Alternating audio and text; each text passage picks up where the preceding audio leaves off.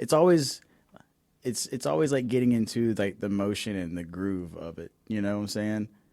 And that goes with like a lot of things. You know, like the whole like, oh, you never forget how to fucking ride a bike. Well, you should never forget how to fucking host a fucking podcast in the first place. But we're back. This is Third Coast Podcast, hosted by The Gator. What it do, Gators?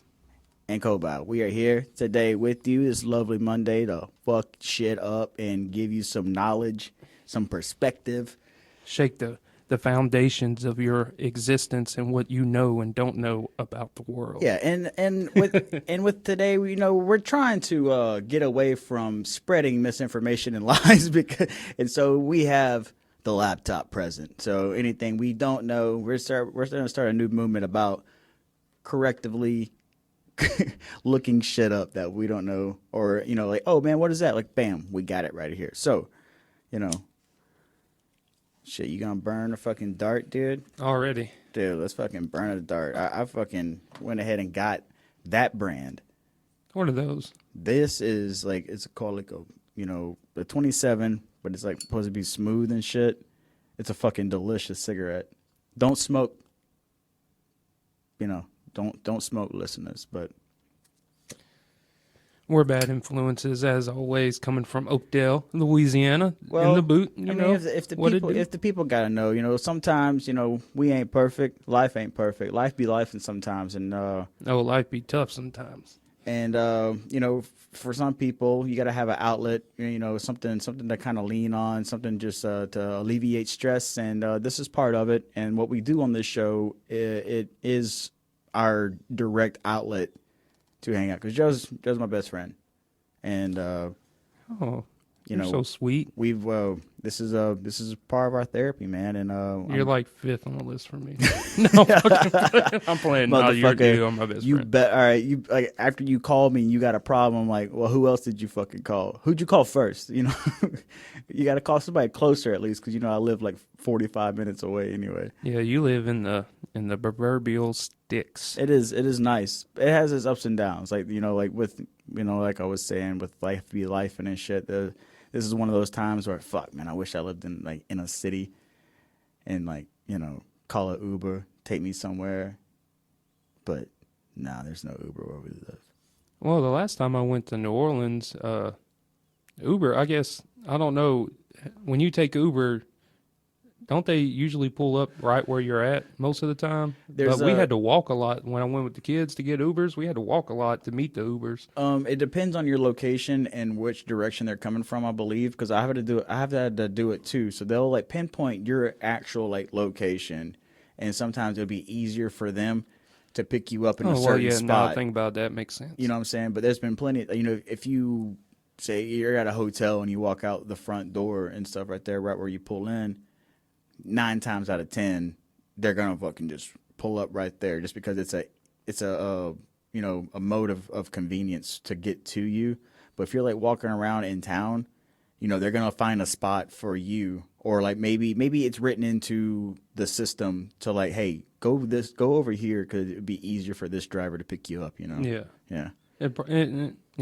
Now that I think about it, it's probably like the way traffic is flowing and where exactly you are and stuff like that. Yeah, and if you're like in an area like downtown New Orleans or something like that, those streets are narrow, and so they may want to get you on like the main strip of like Canal, or another like open street like Decatur or something, just because it's a easier for traffic to follow through and stuff. I ain't had no bad experiences in an Uber yet, though, so usually, it's all been pretty good. Man, when we went down to, there's like a little side of that story, when we went to New Orleans for episode 200, I had met a guy in an Uber, and I forgot his name, but he was an underground artist, but he was like fucking like 50-something. And I'm always like super friendly, and I love talking to my Uber drivers. And I can kind of read, because sometimes, people don't want to talk to you. But it's late night New Orleans. I was Cascade. He was jolly as fuck. So like, fuck, man, I'm going to talk to this dude. And it was one of the best experiences I've had in like a Uber or Lyft situation. And he was like the nicest. I wish I could remember his name, but he was the nicest guy. And his music was just like old school style hip hop. hip hop hippie. Oh, It was like some shit, but it was fantastic. And oh man, I think I have a video somewhere of it, of just me in the back seat, just like recording my feet and listening to him and shit. But yeah, well, hip hop necessarily wasn't all like gangster rap and kill you and let's do bars and coke and shit. Back in the day, they had is that what bars. you think of hip hop? Like that's like your first like go to? I'm gonna Usually, kill somebody I mean, while I'm on bars and cocaine. I'm like, God damn. or Well, booty, or you know what I'm saying. You thinking more like explicit is what I'm trying to Yeah. get to. yeah. But old school hip hop, it wasn't really explicit. It wasn't a lot of cursing or stuff like that. It wasn't till it wasn't till What about gangster rap. What about the Humpty dance? All he was talking about was booty. And do Yeah, it. but it's not. Do it, It's baby. insinuated.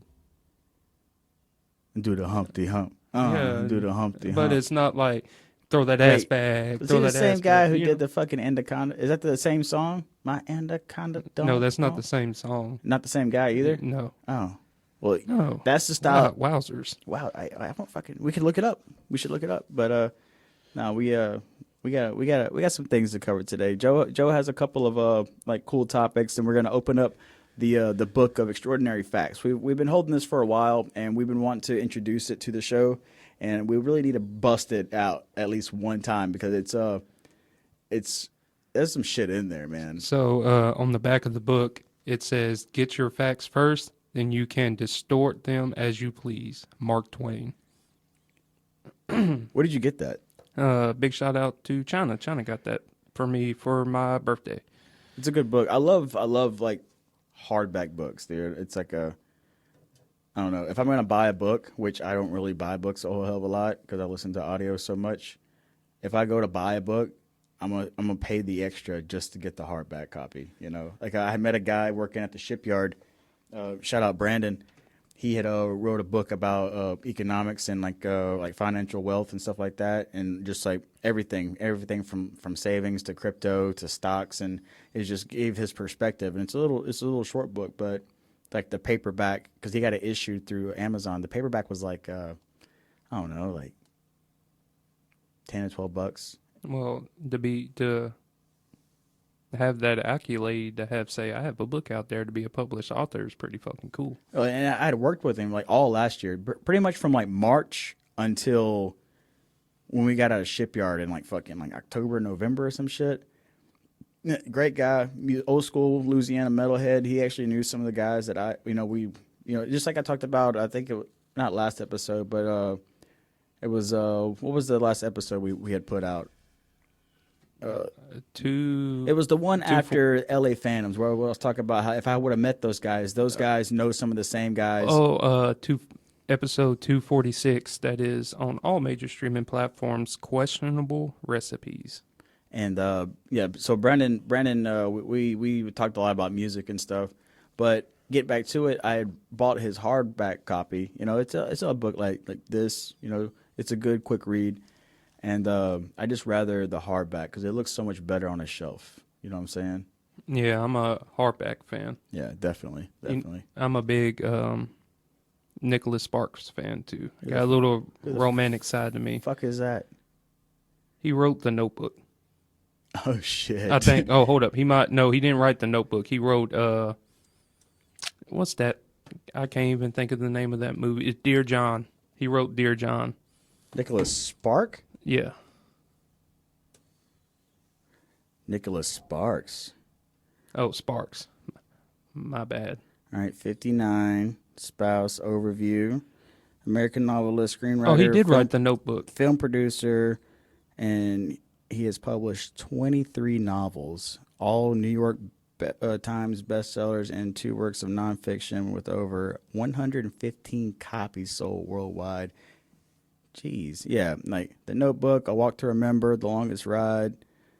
Oh yeah, he's Dear John, The Choice. Yeah, I didn't know that about you, dude. I figured you'd be read some like Tom Clancy and shit like that.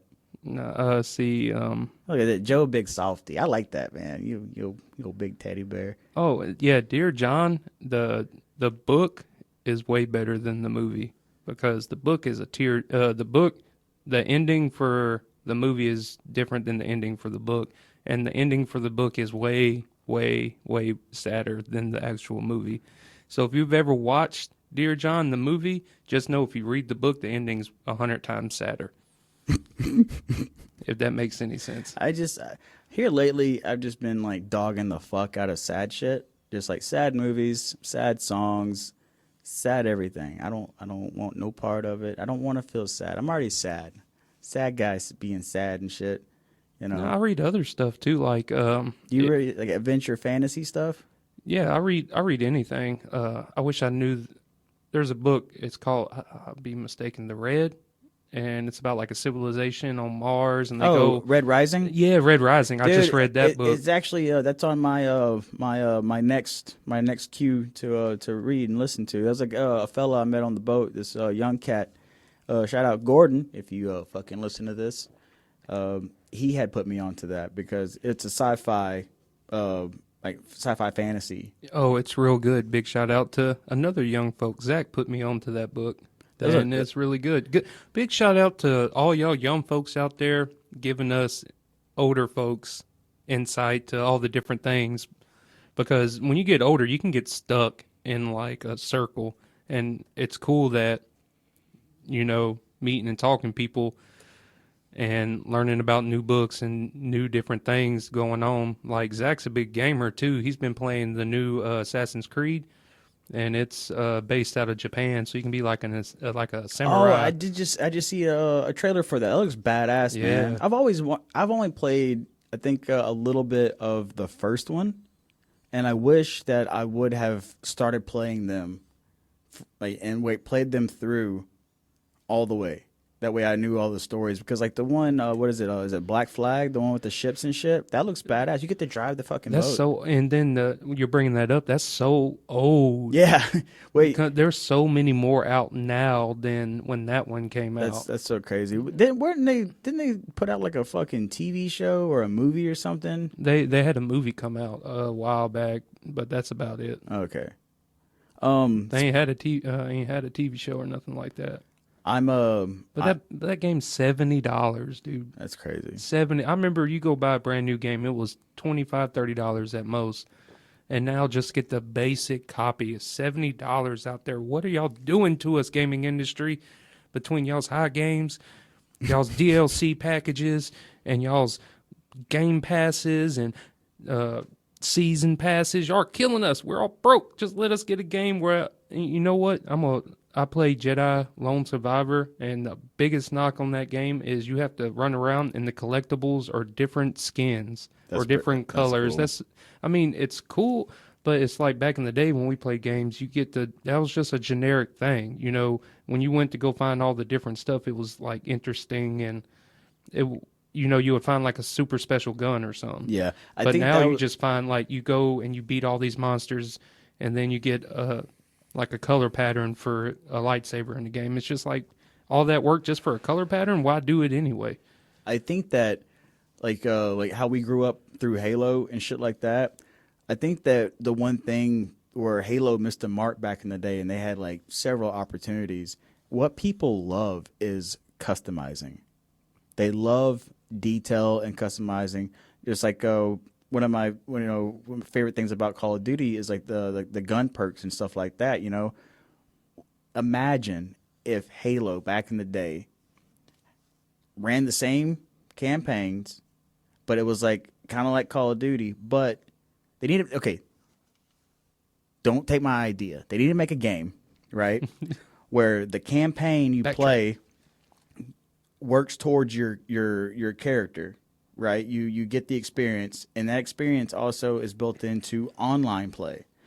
However, there'll be expansion updates within, like in new gameplay, to where you can get new customized parts. But the customized parts isn't just for everybody. Like you can, it's different in like maybe different sectors. So like whenever you're piecing together a gun, maybe you can pick up like a legendary barrel, but it's that barrel. What I'm saying? It's kind of like randomized gun parts to where like you can actually like, dude, what is that? Like, man, I don't know. I fucking found this underneath a fucking rock. Yeah, but you're Is there any game like that? no, not no more because now the only thing you gotta do to have like the Snoop Dogg skins or like all the But different things you that's pay for like that. what's that game called? That's Call of Duty. It's on Call of Duty Oh, and really? Fortnite too. Yeah, Fortnite. Okay. but that's what I'm saying. Like back in the day, like you brought up Halo, prime example of Halo.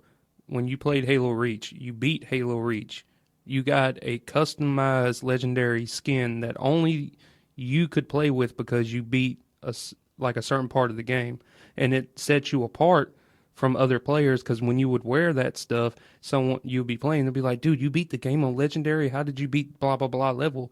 And it was like a appreciation of how good you were to the game. Now everything is just monetized. Yeah. And they just sell it. And that's probably where Halo missed out because every game is monetized, like all the skins, all the cool stuff.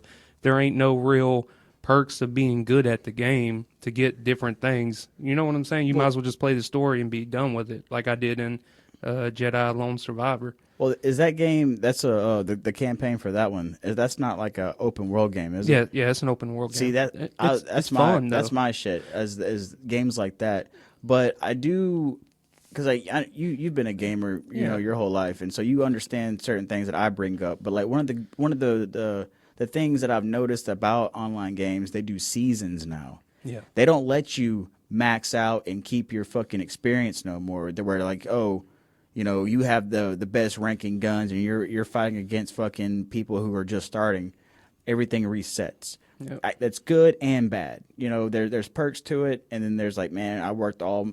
You have to play a lot to get there before the season's over, and then you see what I'm saying. So like, someone like me who's a casual gamer, I would never be able to get ahead. That's in what's those killing games. Call of Duty right now. Exactly. Yeah. As I said, I understand why they would do it.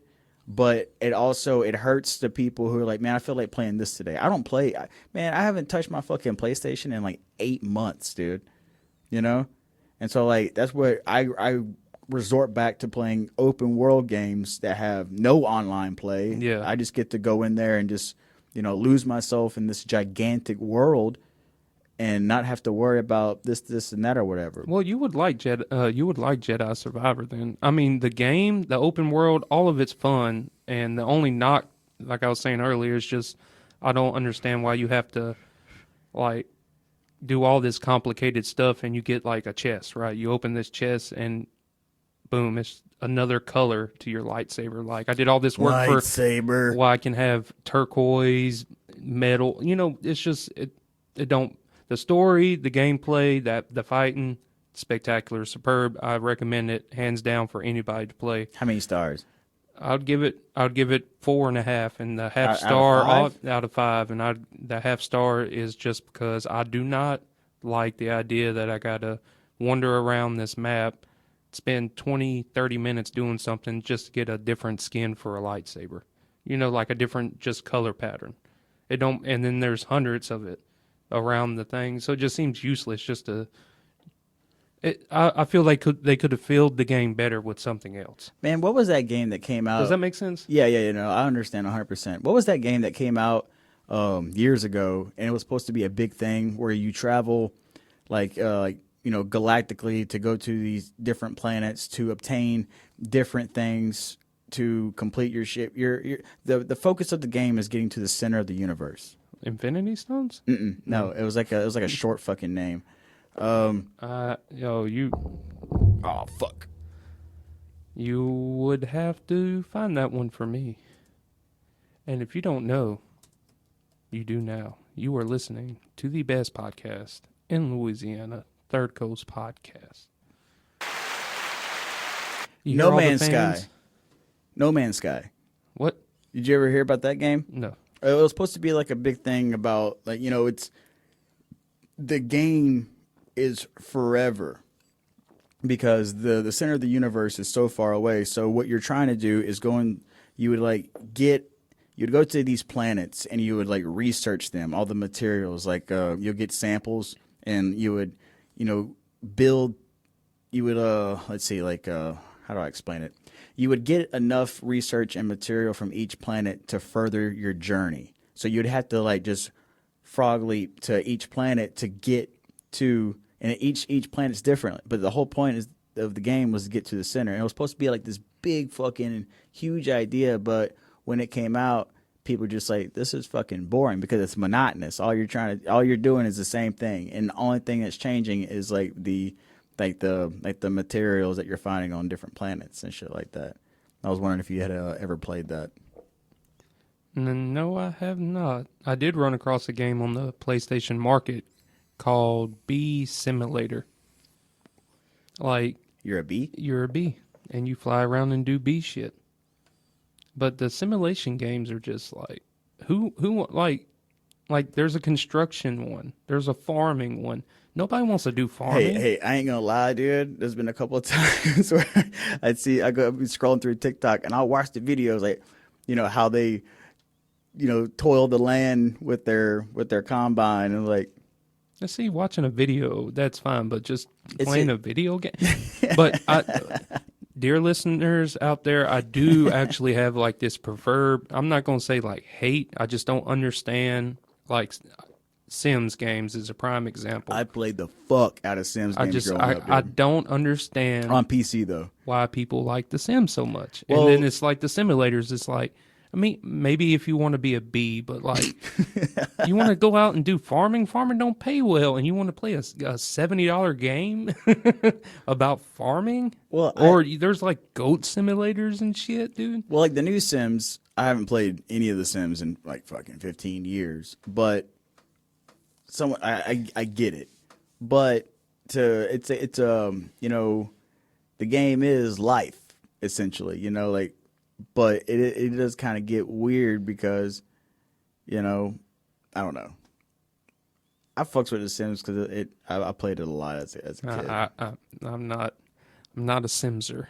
I actually had downloaded an app on my phone last time I was at work to you create your house in diagram, and you can go like 2D, 3D and shit like that to where you can, and it has all appliances, building materials, so you can like customize your house, your whole layout of your house to see, if there's something, you have an idea for something for your house, you can put it in there and see how it would look.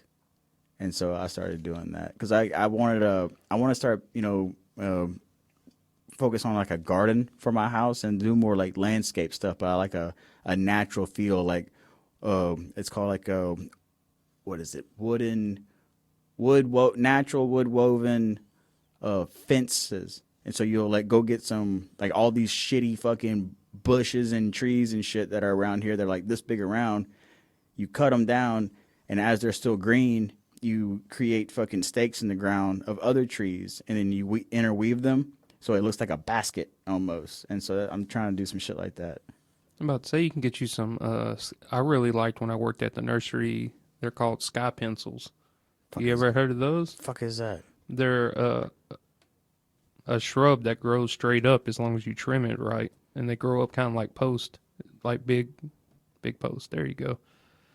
Oh, those get fucking huge. Yeah, that's what I'm saying. I never knew what those were called. Yeah, they're called sky pencils. Why the fuck would I put that in my yard? Look, sky pencil. Oh. Well, I love like vegetation. I love plants. I love flowers. I love vegetables. But I don't have the means to grow them like you do and stuff. So like that's why I was telling you I'm only gonna plant like perennials. That way, once they die, they fucking come back. You know what I'm saying? Depends on which ones they are. Well, and depends on how.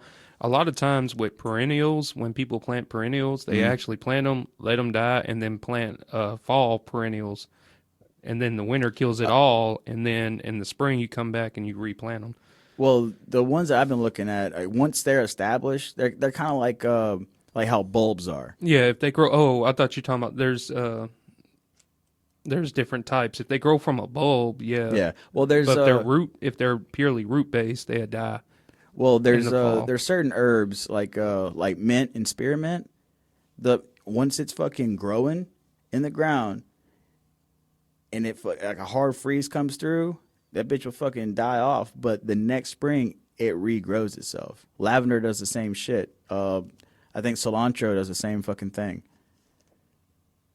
I've been looking at plants like that. The ones that I can fucking, if they fucking die, they will go back. So that's what I'm focusing on. And also, people, know your regions. You can't just buy any plant you fucking want to and expect it to grow. Look at the, like, you know, most places like Lowe's or Walmart, Tractor Supply, anywhere, it'll show which region you're in and which plants you can grow, because you can't just grow anything. I mean, you can, but you would have to like put a light on it, and you know what I'm saying. You would have to have There's a lot of plants in Louisiana that don't. I mean, you can grow a lot of stuff, but then you can't grow a lot of stuff. Our heat's too immense. Way too humid. And also, if you're growing outside, a lot of plants, you know, once they get going, like your vegetables, you gotta water them motherfuckers, dude. Because this humidity dries shit out. It'll hold water. Like our water table here is like fucking super high, but you still have to water things. They're just like, you know, I'm trying to learn. You know, I'm trying to regain my green thumb and shit like that. So that's what I've been doing. I don't know how the fuck we got on this subject, but no, we in a landslide. We went from video games to fucking plants. So we're all over the place. But that makes for a good show, though. No, Dad Central. All right. Did you see big shout out to David Bosnick fighting bare knuckle Saturday night? Didn't come out with the dub, but he went all 5 rounds, and he was able to walk out the ring and wasn't beat up too bad. He just didn't land as many punches as the other guy, but to go 5 rounds in bare knuckle boxing is impressive. So now I think his bare knuckle boxing he's 1-2. But that was his 53rd fight last night, professional fight. That's so where was the fight at? It was in the Paragon. Fuck yeah, we need to go to that one day, dude. Me and Crit went to one last year. That shit was fun. We need to plan that, man. That would be super fucking fun. Go there and stay the night there. You know what I'm saying? That'd be fantastic. Ooh, the casino, just like every other time I go to the casino, they got me, but. I came in, that's when you got to know yourself. And if, like me, personally, I can't win nothing at a casino, listeners. I really can't. I've tried for years, and now I know that when I go into a gambling establishment, to only bring $100. No debit cards, no credit cards, $100. And if I lose that, okay, that's fine. I'm like that too. I do the same cap, $100 to $200, but I only do that if like I'm like sitting pretty and like, man, you know, because it is what is one of the best feelings in the world, spending money on nothing. You know, like, hey, you know, whatever happens, you may be better off going to buy fucking lottery tickets or scratch offs than go to the fucking casino. And the state of Louisiana just take your money for that too. But like I know guys, they have like the points plans and stuff, and they go to, let's say, like the Nugget or La Berge or something like that, and they play slots, and they fucking win. And I'm like, dude, are you max betting? You know, these fucking like $5 machines and shit. And he's like, no, man, I'm just fucking playing. I'm like, I've never won anything on a slot machine. I've only won at tables, playing craps. I fucking love playing craps, dude, and blackjack. I don't know nothing else. I'm good at blackjack, but I can't. Like I said, I can't stop. So. Like I'm interested in playing roulette. I've never played roulette. What's the ones that Baccarat? I've always wanted that game. Just looks fucking intense as fuck, you know.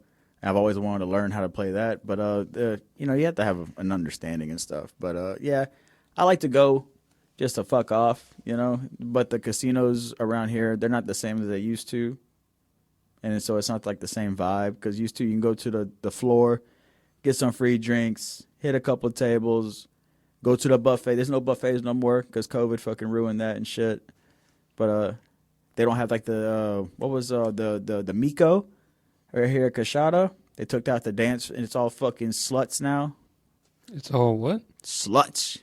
They got the loosest sluts. Oh, it's got slot machines all in there. Yeah. I've never enjoyed playing slot machines. So it's more on gambling and not entertainment no more. Yeah. Like you come in to lose money. You know the house wins 85 to 90% of the time. I just don't see I don't know, man. Because I don't buy lotto tickets. I used to buy scratch offs here and there just for the fuck of it. Because there's certain I ones. still do that every now and again. I like the word search ones. That's You know what I'm talking about? I guess that's why we are friends, because that's the ones I Because get. it is like a game. It's not just like oh, let's see if no, you gotta be like, okay. It's like the bingo ones. Yeah. The bingo ones go hard, dude. Those are fucking fun. But I can't even tell you. I hate when I scratch all the ones at the bottom and I don't see no vowels, and I look up and I see E everywhere on the scratch off. I'm like, you motherfuckers. Like, I already know. And then you scratch it and you're like, you get down to the end, you're like going through the last couple of them. Yeah. And then you look up and you're just missing one from like every one that would have got you $500, $100. And then you end up, you scratch the final two, you don't even get nothing. Or like, it's really big in like communities, like the small town communities, is bingo night hosted at like the Lions Club and shit like that. You pay for however many cards you want, and you play bingo, and they got fucking cash prizes. They got door prizes and shit like that. I'm like, that sounds fucking fun. That's where the Lions Club's where we do our union meetings monthly at. Oh, you're in the fucking union, dude? Yeah. Wow. Dude, I need to get in a union, man. Yeah. How many people can say they're in a work? Not too much about work, but it ain't the greatest thing of all time. But fucking union. I mean, it's there, I guess. At least you can say, hey, we're a part of the union. I mean, we're not going to talk about that.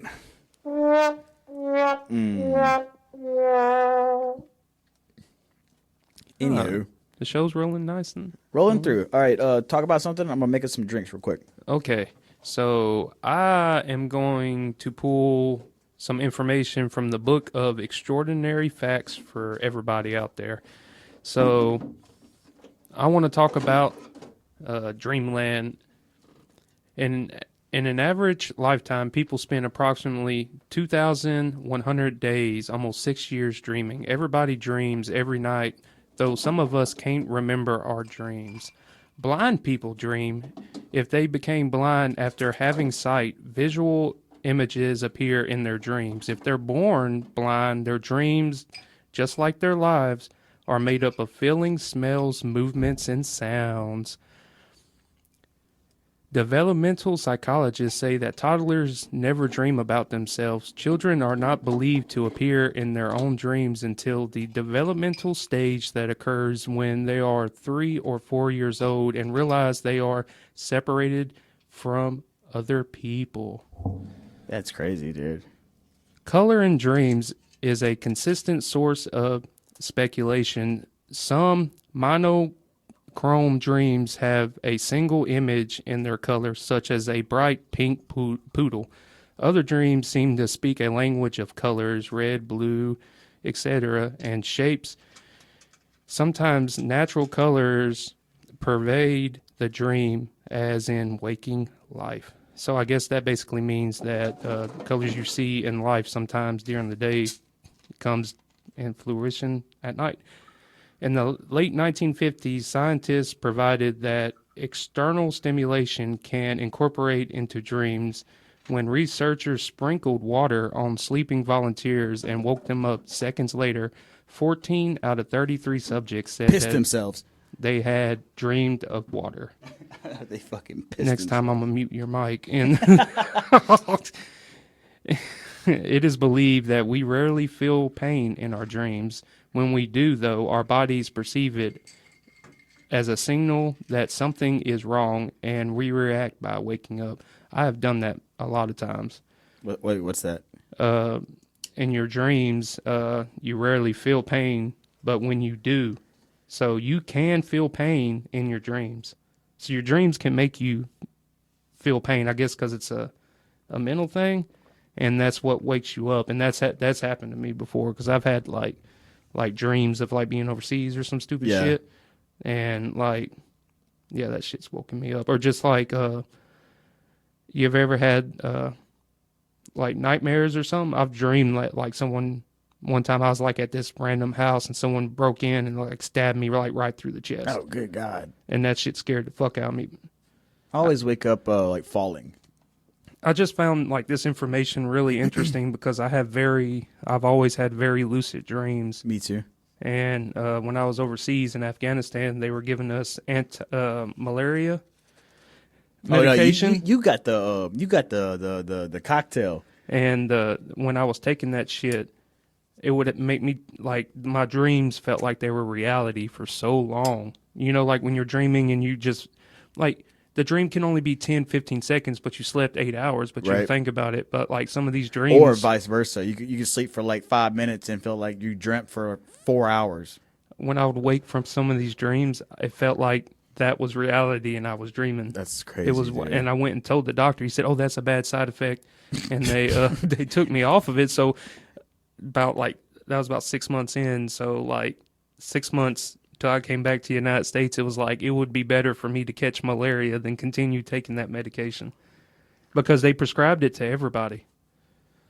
Anyways, studies conducted by Harvard University reveal that dreams exhibit five strange features.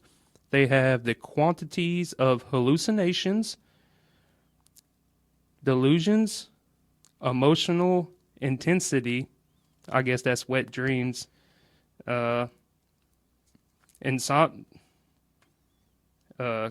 cognitive abnormalities, having thought that different from the waking norm. Oh shit, that's what I was doing. Like you're basically how can that dream feel so real? I guess that's what it is. What's the purpose of dreaming? Some experts speculate that the primitive part of the brain is overloaded during the day and cannot process all of our experiences. Dreaming gives us a way to sort through our memories and eliminate the ones that aren't useful for our growth, which I strongly disagree, because some of my dreams I've had is like, why am I dreaming about this? That's like one of my favorite things to think about is like the dreamscape itself. Oh, because like what there's gonna be. So I'm not into anime. I'm just never got into it. But my favorite anime movie called Paprika, it involves with them like they put on these devices and you could see people's dreams during it. Well, this guy was taking over people from like these headset devices and shit like that. I'm like, what would life be like if we could actually understand the dreams? But now they've been doing studies and with MRI and like neural brain scans while people are dreaming. So like they'll hook you up and put on like a slideshow of different images. And so what you're looking at through your receptors, it would record, like, okay, this is what this means in the brain while he's doing this. So whenever they did so much study, this guy went to sleep with that device on his head, they would get faint images so they could actually see his dream. How crazy is that? That's fucking real, dude. Science be fucking going hard, bro. It's crazy that it's like, they're still not sure why we dream at all. Like what I mean, they say, oh, it's to rest your brain, but it's crazy how your brain continues to function even though your body is resting. Because what I think, and what also from like the few little bits of things that I've read, so it's all compiled of, things that you've thought, single thoughts, memories, things that you've seen, and life experience and emotion and fear. So you're like compiling your own fucking script. Like, your brain is subconsciously compiling a script because like each dream is different, and some dreams you remember your whole entire life, but then some dreams you're like, you wake up and you're like, fuck, that was crazy, and then you think you're gonna go, 5 minutes later you're like, hey, I want to tell somebody about this, but then it's immediately gone. And then like 6 years later you like either like smell something or you see, and then it comes back. That's the crazy shit to me. Well, part of the crazy shit. There is a you were talking about lucid dreaming. Um, there's a plant that I used to use a lot because I was I was kind of like doing some like spirituality, soul searching, and trying to find myself and understand some things. And so, I know what time you're talking about. Yeah, if you want to code it that way, you can. all right, so there's a plant called Kali Uzakuteka Kachi. They call it the Mexican dream plant, and you can either make a tea with it or you can smoke it, but it intensifies your dreams and helps you like become more lucid, because lucid dreaming is where you're actually like your cognitive self is there. You know, you're in control. You're aware that A, you are dreaming. You're in a dreamscape. B, you can kind of like manipulate the dream yourself. You're in full control of your actions within that dream. Like you're self-aware within dreaming. And that's what lucid dreaming is. And so I did this one. I stopped doing it because it got fucking weird, dude. It got way too intense. But you know, for those who don't know, check it out if you want to, you know, go hard in some dream shit. You want to know something else that's crazy too? Huh? If you drink like excessive, like alcoholics, like people that are real bad on the sauce, like if you drink so much, it will block them receptors in your brain, and you won't dream and you won't rest right. So when you come down or you like spend it, your dreams are so intense because receptors have been blocked for so long. So that's crazy to think about too. So I know I ain't drinking too much when when I can still dream that heavy. But common dream themes, being partially clothed or naked in public, being chased by threatening people or things, suddenly losing teeth or hair, flying or falling, failing to attend class until exam day, forgetting addresses, phone numbers, or locker combinations. I do that during the day. Inability to see clearly, especially when driving. I don't think I've ever had a driving dream yet. I've definitely had plenty of dreams like in like mansions and stuff. I had one weird dream one time where like I showed up on a bus at like this really creepy, obviously haunted mansion type thing, and a giant rabbit with a chainsaw cut me in half. And then look. So I like fade and die apparently. And then the dream, I wake up and I'm back on the same fucking bus, dude. Oh shit! Driving down the road and I could see the house coming up. So I was like panicking and shit. And I woke up. I remember that too. That it scared. Like I literally went outside and had to smoke a cigarette because I was sweating. There was with my ex. So apparently, like I'm gonna die by a chainsaw bunny one day. Well, all right. So Sorry to cut you off. no, you're good. So, what was it like 8-9 years ago? I was with my ex-girlfriend. You know who it is.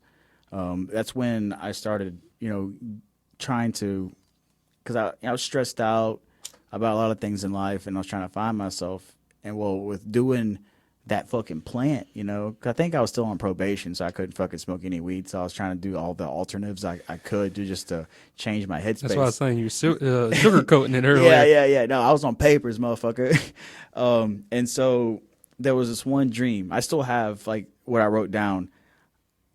I fucking immediately, as soon as I woke up from this dream, I fucking went to my living room and stayed there for like 2 hours just writing. Because of the things, and it came out to be like this Harry Potter-esque type fantasy adventure story about this kid. You know, something happened to him in the beginning, and then there's all these types of people with different abilities, and they're fighting within this fucking sacred mountain. So when he goes in, it's like he changes dimensions, and it's like a whole world. And, you know, his dad's, you know, he had to be a piece of shit. Turns out he is a piece of shit. And he's like one of the best fighters. And this kid's having to fucking train to fight his own dad. Dude, I'm gonna have to let you read it one day, dude. It's pretty cool. And like, and I whatever I saw, I would just, in the dream, I would just write it down, and I was like, man, this could be a fucking book one day. So I don't know. Is the premise like with the Matrix when they're plugged up to the machine? Are they like chemically fed to be dreaming, or they're fed into the Matrix network? Oh shit. So when you're in a coma, imagine if we're all in a coma right now, and we're just dreaming that we're really doing what we're doing, but the machines like have really took over, and we're just dreaming what we're doing. All right. In the Matrix, Quote unquote. humanity is unknowingly trapped in a simulated reality, which is the Matrix, created by machines who harvest human energy to survive, while a rebellion led by Morpheus fights to free those trapped within it. And so a more breakdown, the dystopian reality, a war between humans and machines lead to a post-apocalyptic world where machines have taken over control the remaining humans. The Matrix, machines create a virtual reality to pacify humans and harvest their bioelectric energy. That's fucking hard, dude. They couldn't do that. VR gives me headaches. They would just have to kill me. The machine would be like, no use. Ugh. All right, 2 quick thoughts. Well, 3 quick thoughts. Grab a drink. Solanche.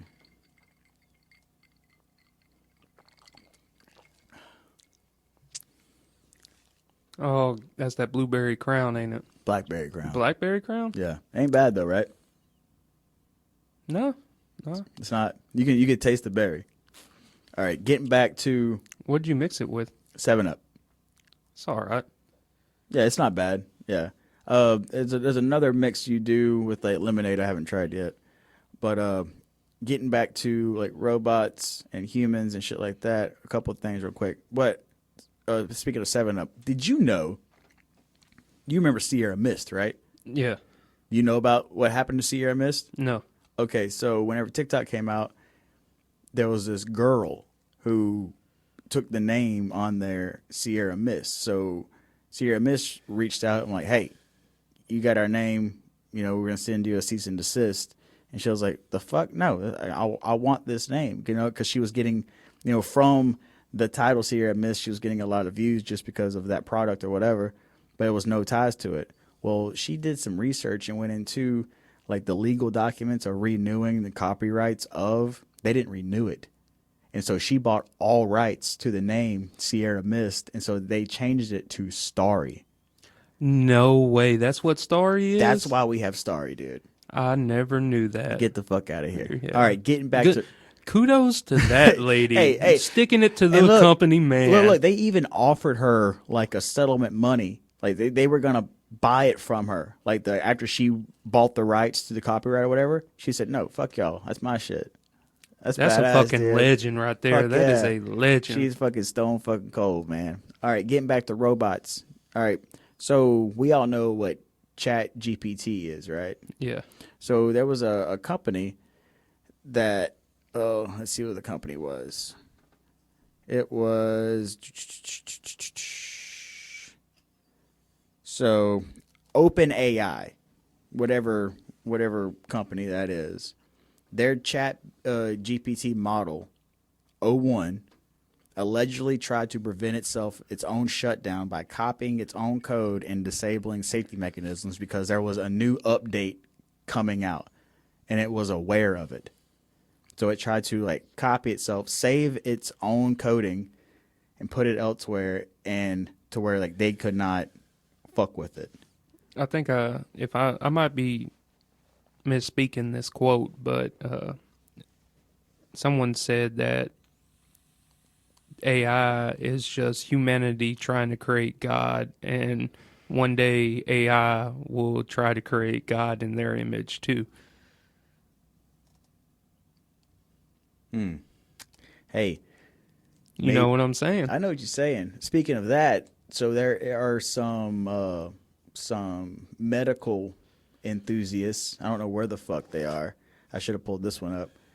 They say that within the next, 10 years, they believe that they can do a head transplant onto a human body because they believe that the human brain would be able to live to 180, 200 years if the functionality of the vessel itself was better. So those who let's say you're an old person and there's a young body, the guy died or whatever the fuck, they take his fucking head off and put the old guy's head onto that dude's body, and that guy lives longer. I think that I think eventually they're gonna find a way to figure out how to get our consciousness into robots. Well, if they haven't already. Well, that's the problem with writing. They want it to be so lifelike, and that's what where the sentient, the self-awareness. You don't write that code. The robot doesn't need to know feeling. Why are we going to give a toaster a feeling whenever it that's an emotional value that only belongs to animals, humans and animals, insects, and hey, plants feel too. You know what I'm saying? Plants react to sound and things like that, But what is the need to make, because you're not at that point, maybe there are like writing to where AI can help solve things with like nanotechnology and like quantum computing and stuff like that, to where they can like get results faster and shit like that. Well, you're giving them too much. There's you need to take away. There just needs to be a research value for to launch new technology, to progress in that factor. Not like we don't need to make something human-like. We've seen Terminator. And we see what humans do to each other every fucking day. Yeah, we are the worst fucking creatures on the fucking face of this planet because we are constantly seeking validation and power and struggling with emotions. And, why the fuck are we going to do that to something that we are spending millions of dollars towards to make a piece of metal express thought? And, thought's fine, But for it to become self-aware, then fuck that, dude. We don't need that. What is the purpose of that? Oh well, it's that is life. Nah, dude. Life is oxygen and blood, straight the fuck up. Praise God, brother. You want to take a 10? Yeah. We're gonna take 10 minutes.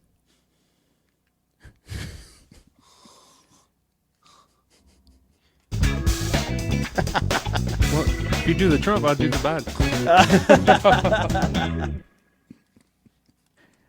Lowe's versus Home Depot. Yeah.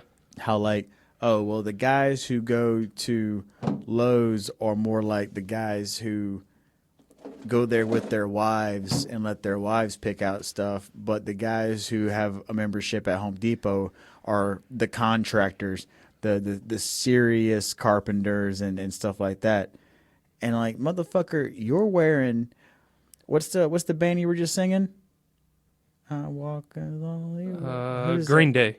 He was wearing a fucking Green Day shirt. Is that Green Day? Yeah. Okay. And so I started to comment. I'm like, dude, I don't trust a word you're fucking saying because of that T-shirt you're wearing. You can't fucking talk to me about Lowe's versus Home Depot wearing that bullshit. Speaking of T-shirts, you ain't said one thing about the shirt I'm wearing right now. It is a show. A while ago during the break, I had noticed that it was a polo because I thought it would be a button down. That is a nice polo. I bet it's super breathable. Yeah. Fucking. And it's got sap squash with a floaty on. Yeah, no, it's fucking dope as shit, man. So I know you probably go through it when I'm seeing the episodes and we're recording. I try not to wear the same, unless it's like a Void or, a band shirt or, the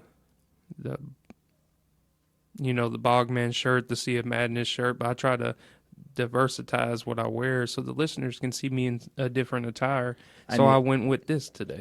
I need to do that. I have worn a lot of the same clothes on the show just because those are my favorite shirts. Yeah, I'm the same. I'm the same exact way. You should have told me that a long time ago, man. Fuck. I thought that you do a pretty good job of wearing different shirts every week. I try, man. I try. Oh, speaking of shirts, holla at your boy if you want a Third Coast Podcast custom shirt. We got them on deck. What we doing? Are we doing $20 for the blacks? If you want to buy a shirt, they cost $150. Vintage. We're gonna make them look resto vintage. Look, if you buy a Third Coast Podcast T-shirt, you get exclusive access to Kobai's Third Coast Podcast OnlyFans account, where you can see what his butthole really looks like. The first person to buy a shirt, I will make an OnlyFans, and you get a lifetime subscription. And I'll take requests. I'm not doing Foot Finder though. But if I did do Foot Finder, I'd do like the food stuff, like make a bowl of ramen, then like try to like use my toes as fucking chopsticks and shit. I feel like the conversation we had prior to coming back to the episode is leaking into what we're trying to do now. Yeah. Sometimes we need to wear mics. Well, we actually just spent like 30 minutes talking about the show, just like the mechanics and like the sound of the show. The ins and out of podcasting. That's pretty much what we do when we take breaks. We we actually talk about the atmosphere and like the tech part of it, and like what we can do for the next, or how can we improve things. So just a little FYI for those who give a shit. So yeah. Speaking of those who give a shit, so did you hear the news about the golden toilet? No, I did not. Could you enlighten me, please? Okay, so a thief who swiped a golden toilet from the English Palace was convicted Tuesday, with an accomplice who helped cash in on the spoils of an 18-carat work of art insured for $6 million. Michael Jones had used the fully functioning one-of-a-kind latrine as he did a reconnaissance at the Blanham Palace country mansion where British wartime leader Winston Churchill was born the day before the thief, prosecutors said. He describes the experience as splendid. He returned before dawn on September 14th, 2009, with at least 2 other men armed with fucking sledgehammers and crowbars, smashing a window and prying the toilet from its mount because the toilet was fully functioning and connected to the palace's plumbing system before it was taken. The removal caused significant damage to flooding of the building. The men escaped in stolen vehicles. This was an audacious raid which had been carefully planned and executed, prosecutors said. But those responsible were not careful enough, leaving a trail of evidence in the form for forensics. The potty was stolen just days after its installation and never been recovered, but it's believed to have been cut up and sold. Look at it. Look. I'm going to have to send you this image. No, I see it you right see now. That? Oh, well, I posted on there. That bitch is fucking flossy. First off, if you have, how much was this toilet cost? Okay, so the value of the gold at the time, I guess like 2019, was $3.6 million. Ooh, that's probably way The golden toilet was the work entitled America by Italian artist, I don't want to fucking butcher his name, but which poked fun at excessive wealth. And it weighed 215 pounds. They deserve to get that shit stolen, in my opinion. And after the thief said that he hoped that the robbery was, quote unquote, a kind of Robin Hood inspired action, the piece had previously been displayed at the Guggenheim Museum in New York. The museum had offered the work to President Trump during his first term after the office he had spoke to borrow a Van Gogh painting. Jones, 39, convicted of burglary. Let's see if anything else. No. Yep, that was it. So, 215-pound, $3.6 million toilet. The throne. The golden throne. Never found. It was never found. But if it were mine, they would have never gotten to it. Secret Service. If I would have bought it. Yeah, if I would have bought that, Secret Service knows. That's my throne. That's badass though, right? That's wild. That is fucking crazy. Fully functioning 18 karat gold toilet. But there's billions of people starving around the world. But Well, like I said, the artist had made it to poke fun at you know, it didn't say American wealth, but it called it America, but the piece poked fun of wealth. So you're taking it. And it's like when you have that amount of money, dude, that is a disgusting amount of money to waste it on a golden toilet. Because like you said, there's other things that's very counterintuitive. How are you going to poke fun at America when you're in France making fucking super gold toilet and it's fully functional? No, and you're an Italian guy who made it. Is an Italian guy? Yeah. Oh, an Italian guy. I said French. Well, I mean, like, it was probably commission. Like, he did not, like, you know. But I backtrack. I was wrong.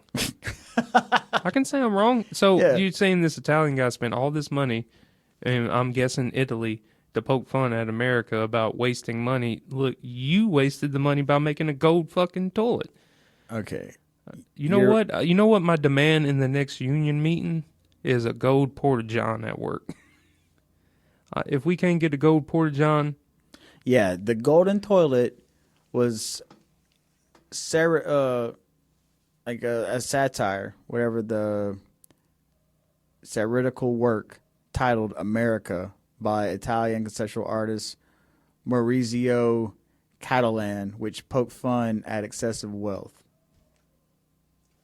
So what I'm saying is that $3.6 million at that time too. That's crazy. Like I said, he probably had investors to help commission this piece of quote unquote art, and that's interesting. I never knew that before. But for someone to like buy that and put it in a mansion, you know what I'm saying? Like, dude, you know what you could do with that amount of money to help out exactly people, your community, your fucking country, your fucking, you know what I'm saying? Like, what?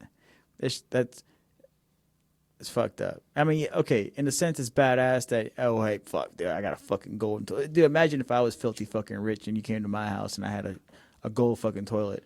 I'll punch you in the balls. Probably so, but you'd at least like, dude, I'm gonna go fucking shit in your toilet. I'm like, please do, because it's fucking, 18 karat gold, fucking worth fucking millions of dollars.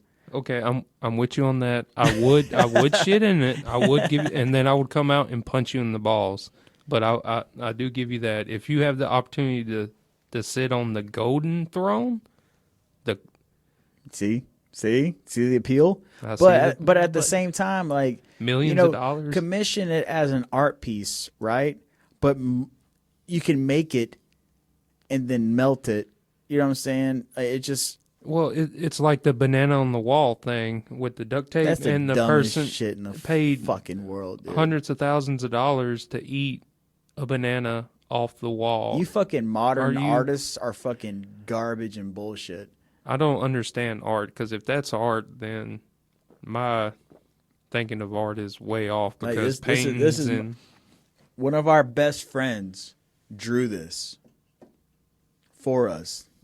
One of our primary tattoo artists drew this for us. This is art. Okay, this is meaningful. A $3.6 million toilet is meaningless. I'm with you on that. It's just fucking ridiculous. Rich people.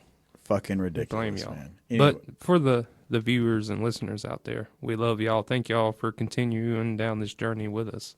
Today was good. This was a good little ramble rant. Oh, I got some stuff for you. Hyundai has announced it's building a $5 billion steel mill plant in Ascension Parish in Louisiana.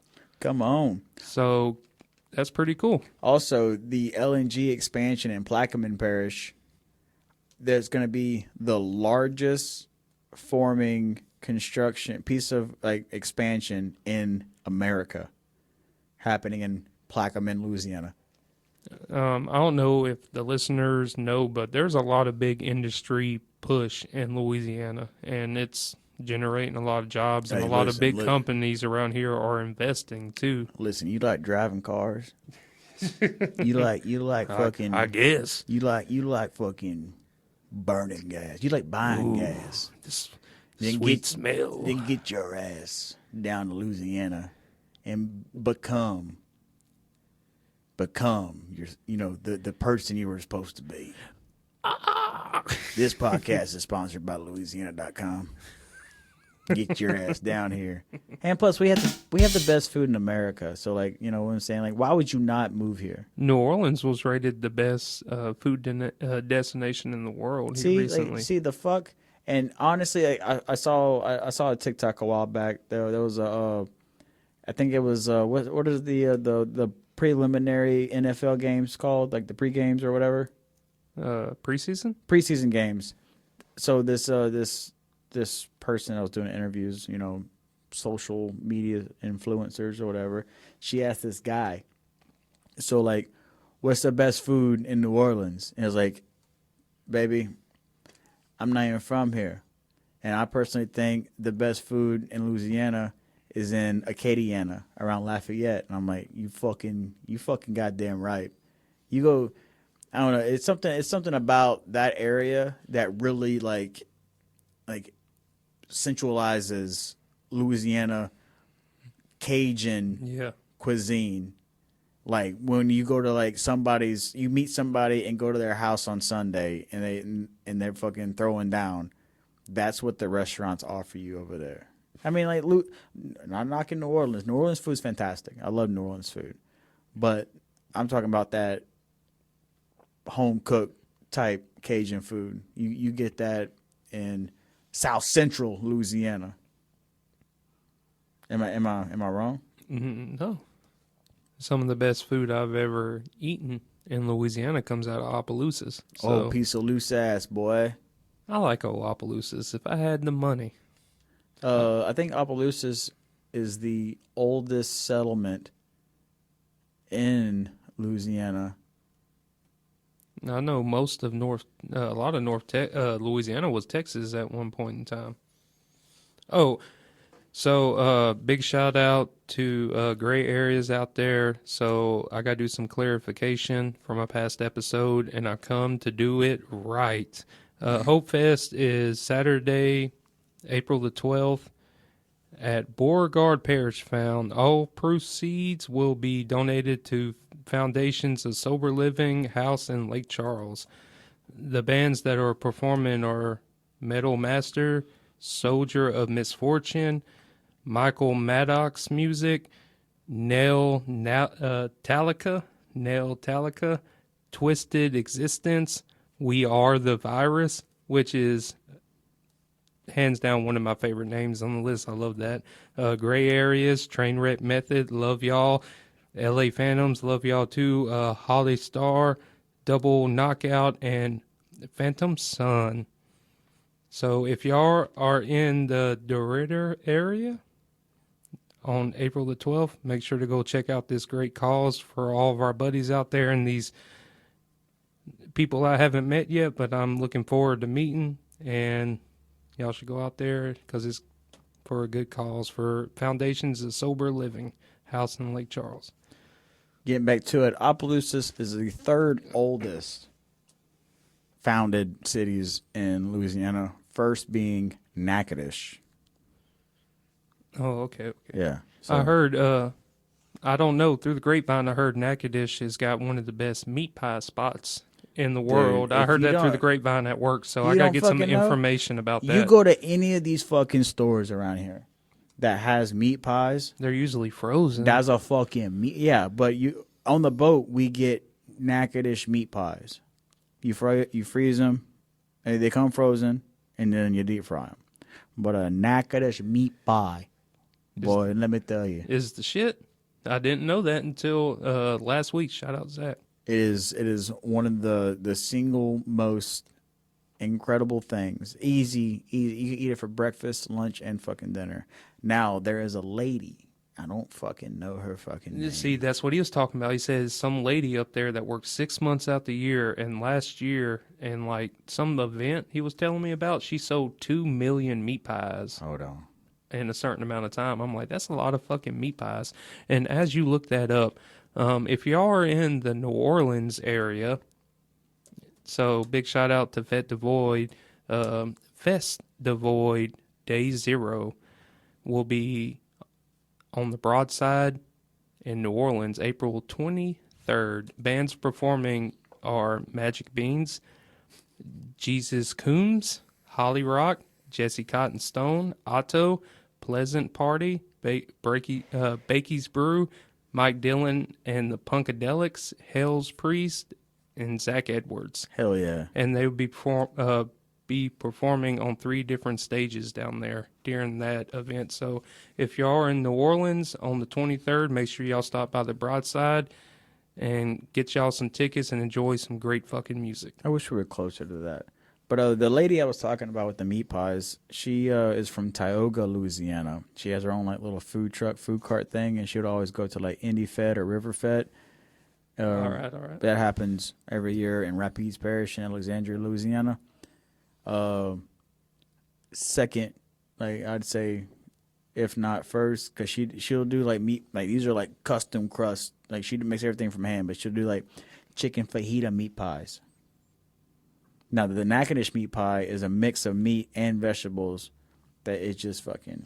If you like deep fried shit and you like some greasy fucking meat, dude, it's a great for a hangover, dude. It's gonna make you shit, but yeah. For those who don't know, Natchitoches meat pies. Just Google it, order it, eat it, love it. Speaking of food, I got some. I mean, it's sad. We all got to pass away and die, but the legacy you leave behind is what matters. So, George Foreman recently passed this year. George Foreman was a former American professional boxer, Olympic gold medalist, and entrepreneur, born in Marshall, Texas, January 10th, 1949. He rose to fame as a dominant heavyweight champion, defeating Joe Frazier in 1973 to win the title. After a shocking loss to Muhammad Ali in the famous Rumble in the Jungle in 1974, he became a preacher. Afterward, he retired shortly thereafter, and he became a preacher in the late 70s. He decided he dedicated his life to Christianity and became an ordained minister. Foreman made a remarkable comeback in the late 1990s, reclaiming the heavyweight title of the world at 45 years old. Olympic gold medalist. Yes. Yep. Outside of the ring, he became a successful businessman, best known for the George Foreman Grill, which sold millions worldwide. And so there was a lot of... Everybody had a George Foreman, though. Whenever he had fought that Rumble in the Jungle fight or whatever, a lot of people ask about, like, what did Muhammad, like, whisper in his fucking ear? I don't know if you know about that or whatever. No. But he had said something. And Foreman was like, I thought he was just, like, one more knockout victim until the 7th round, and I hit him hard in the jaw, and he held me and whispered in my ear and said, "Oh, you got George." So imagine Muhammad Ali got you pinned up. Is that all you got, motherfucker? I'd be fine. Yeah, just a legend in the then he boxing said, community. I realized this ain't what I thought it was. Like, Muhammad was a bad motherfucker, but George Foreman was an incredible athlete, incredible boxer, and he'll be truly missed. Another fucking legend, man. Yeah, he made a impact in the ring and outside of the ring.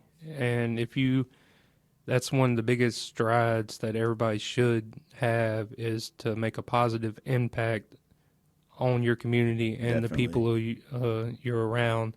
So when it is your time and you do get laid to rest, it ain't, hey, about time this motherfucker died. It's like, oh no. What if you get, you're getting laid, then you die? I mean, that's pretty much how Laid every to man rest. wants to go out, I would assume. Every time I hear laid to rest, I just think about Lamb of God.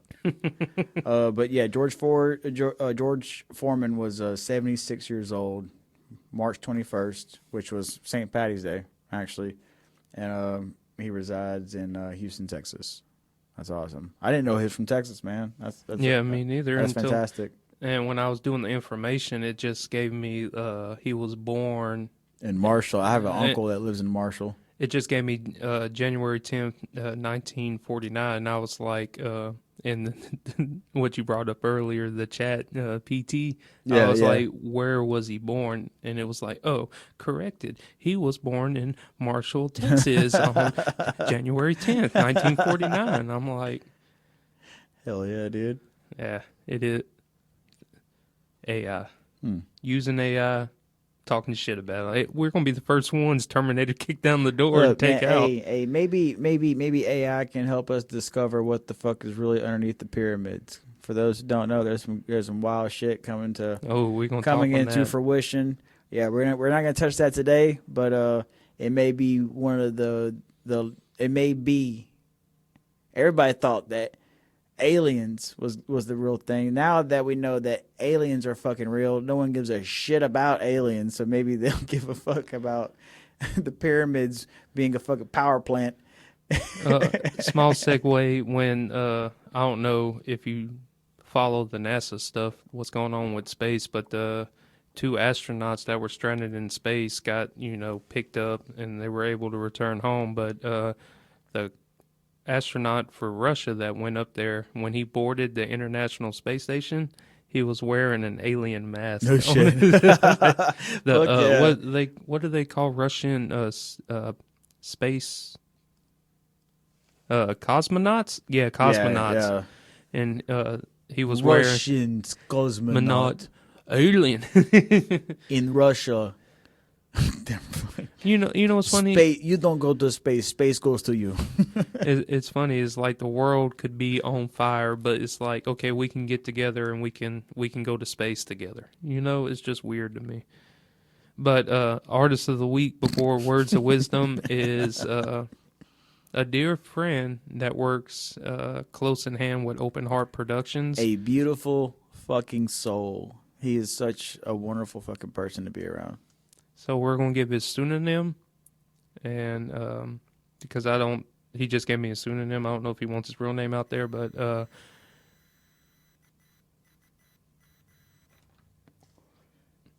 did y'all hear that, listeners?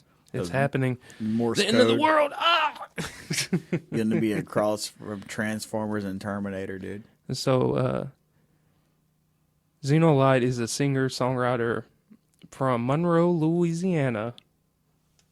He began singing and songwriting at a young age and continued to hone his craft while studying opera performance at ULM. That's cool. I didn't even know they offered opera up there. He has performed multiple shows and even live events in Louisiana, and specifically working with Louisiana Lyric Opera.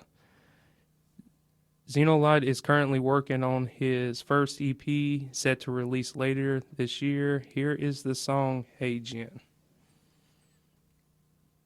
Oh, you're going to have to do some deep dive to find it. Yeah, I tried. There's only 4 things on YouTube. But these are the type of things, this is someone we know, someone we've met through friends of friends and has become a part of the Third Coast podcast community. Yep. And this is that's like one of the striving forces. And not knocking our listeners and viewers. Check us out on allthews.com, thirdcoastpodcast.com, But this is one of the things that we push for, people who want to just do what they love and express themselves, and us having this platform and giving them that opportunity exactly makes me feel man, so good, because it's hard to put yourself out there and say motherfuckers that. Remember MySpace, big. Dog. MySpace was hard to get recognized. Like, oh, just another motherfucker. Nah, man. Now there's fucking millions of musicians, and the fact that you are an artist and for us to like help you broadcast that, fuck yeah, that's why we do this shit. Exactly. And it's good too. Dude, you know what I was thinking? Good. We should do a fucking Third Coast Podcast cookbook. And we could. I have a Ponce in the freezer that's going to go fucking bad. Dude, if we never cook this. We bitch. gotta cook that Ponce. We gotta cook that Ponce, bro. Nah, I have. We'll talk about this afterwards. But yeah, thank you, Xenolite, Zan, whatever the fuck. I know his name. I just don't want to say it. I don't know if he wants us to be said. But anyway, you want to do words or me first? You first. You go first this time. So, with everything in life, there's one thing, basic thing that we've been taught since we were kids, and it's that history repeats itself. But sometimes you can change history, and it's up to you to decide which path that an outcome happens, whether it's personal or it's political or it's whatever. You make a difference. But this what I'm talking about is personal though. Everybody has the ability to change and better themselves, and it's hard sometimes to like just it's like the easiest thing or like the hardest thing you think you can do can happen in a matter of seconds just because you want it that bad, and then after you do it, it's just an alleviation and liberty that you actually put your best foot forward to do something that's good for yourself and for others. So put that in your back pocket.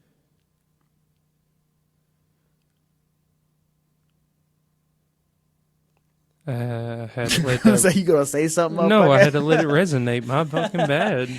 I was soaking it in too. I was like, "What the fuck did I do wrong?" Did I say it right? No, you're good. I was okay. I was so. I'll fucking say something else.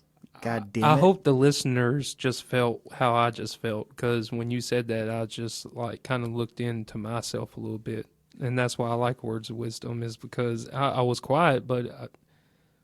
Sometimes the silence needs to be on, even it's a recording, but sometimes that silence to just let you understand what someone says is magical. Well, see, like I'm the type of motherfucker, like I can give you great advice. I love giving. I'm not trying to like push advice on somebody, but if you ask me something, I'm gonna give you, like a realistic perspective, But the hardest thing, dude, is to take your own fucking advice. You know that? Yeah, I don't listen to half the advice I tell myself sometimes. No. Or tell somebody else, no. Damn, I got to follow up to that, listeners. Shit's fucking, dude, life be life, and shit fucking hard, man. Like, and sometimes, like, you see, like, it's the easiest things that you can do, but what really, like, fucking controls it is like, pride and fucking selfishness.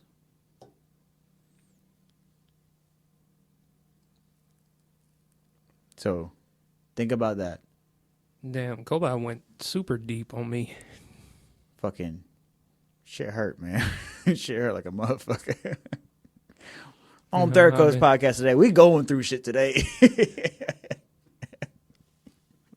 I guess I piggyback off that. Sometimes when life seems that it's at its worst spot, your breaking point,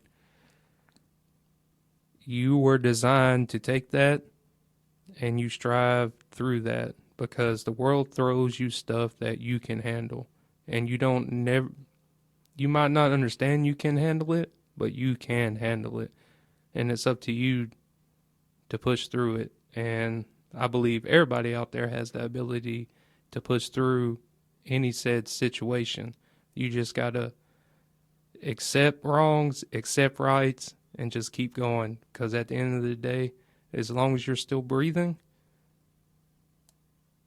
the day's got to end, and tomorrow's another day. And sometimes it takes one step. If Damn it's right. just one day at a time, one day can turn into 1 week. 1 week can turn into 1 month. 1 month can turn into 6 years. At a drop of a dime. Sometimes just take one step forward. And you'll be surprised on how many more steps you'll make after that. And like what a lot of people fucking do, they just like conceptualize, like, they bury themselves in the moment. I'm like, motherfucker, you can't take care of it now. You got to wait till tomorrow. Yeah. You can't do shit about it right now. So what, and it happens to everybody, right? But whenever you put yourself in a situation and there's like it's already done. I just talked to one of my best friends that I love and I miss dearly, and he told me, like, the best thing that you can do is just sit there in that situation knowing that this is what it is. Just think about, like, if you're the cause of a situation or a problem, you can't just fucking run from it or hide from it or fucking try to, like, just keep your mind off of it. Sometimes you gotta fucking sit there in your own fucking shit and just fucking take it in and then learn from it. So It's said that some of the best lessons learned are the hardest lessons. Damn, we just full of all words of wisdom. We need to get this shit over yeah, with. dude, this shit made me sad as Yeah, fuck. yeah, we getting I'm sad all right at the goddamn end. fucking sad shit. You got me thinking about stuff, and Like I now said, I'm over here like, oh, fuck. life be lifing too hard today. We Too hard, man. we put on a smiling face, but we go through everything y'all go through, listeners. We go through it more than y'all would even expect. I'll be the it's first. tough. I'll be the first person to say I wear a mask every fucking day. I got a fucking mask about as many fucking hats that I own. And I own about 50 fucking hats. I do that for myself to, to not show people what's really happening, and that's real. Everybody does it, Yeah. But we're human just like y'all are, and I don't know. I'm ginger, so soulless.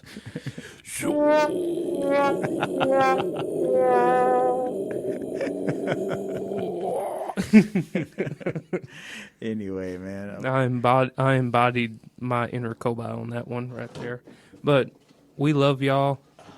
Y'all are amazing. Y'all are what drives us to keep doing this. And we're going to keep doing this because it's fun for us and we love meeting and chatting with people around the world. So if we have 1 listener or 1,000 listeners, we're still going to keep going because we are the best podcast in the boot. Boop. But I'm just gonna say we don't need y'all. We're just gonna do it anyway. But we do love you and appreciate you for all the love and support. Hit us up at any platform: Facebook, Instagram, our website. It's all tied together. So our friends and family, love y'all. Thank y'all. Anybody who has any questions, concerns about our well-being, please contact us. It's not that bad. It's not that be bad. All right. It's not that bad. But if you need somebody to talk to, please do not hesitate to reach out to us, a friend, or anybody. Because sometimes it's really nice just to talk to somebody you don't even fucking know, and we're pretty expressive. So. And if it gets serious enough out there, there's hotlines and there's services you can call to prevent you from doing anything drastic. Yep. And I have Facebook, Instagram. You need someone to talk to, hit us up. We have a website. We have our email addresses. If you just need to talk to someone, we're here for you because that's one of the biggest things about the podcast and stuff we have learned with being around all these different people. We want to give back, and the best way we give back is a voice to everybody. And you don't have to join the show if you just want to talk to us. You can talk to us. We're normal guys, and we go through the same shit y'all go through. We need to be the better versions of ourselves, and we want that for our community as well. Aside from that, that's the gator. And that's the cobra. Fuck yeah, the cobra.